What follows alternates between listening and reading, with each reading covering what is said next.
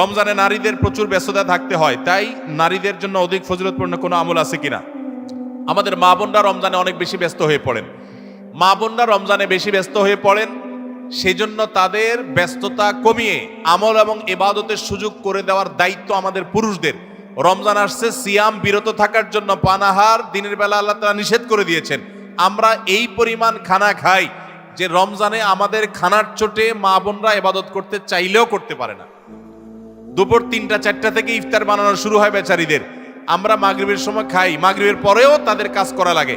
আমরা পরিকল্পনা করব এখন থেকে যে আমাদের ইফতারের আইটেমগুলো কমাবো এবং রমজানের আগে থেকে ঝামেলাগুলো সেরে ফেলবো, যাতে করে মহিলাদের বেশি একটা ইবাদত করতে বিঘ্ন সৃষ্টি না হয়। পুরুষরা সহযোগিতা করব যাতে করে তারা ইবাদত করতে পারেন। তবে তারা যে চেষ্টা করছেন রোজাদারের জন্য, সেটাও তাদের ইবাদতের সওয়াব এনে দিবে। সেই সাথে কাজের ফাঁকেও তারা জিকির আজকার, দোয়া দুরূদ করতে পারেন, মাসিক অবস্থায় ইসলামিক বই পড়তে পারেন, জিকির করতে পারেন, দোয়া করতে পারেন। এভাবে তারাও রমজান মাসটাকে ফলপ্রসূ করতে পারেন। আল্লাহ তাআলা তাদেরকেও সওয়াব দিবেন ইনশাআল্লাহ।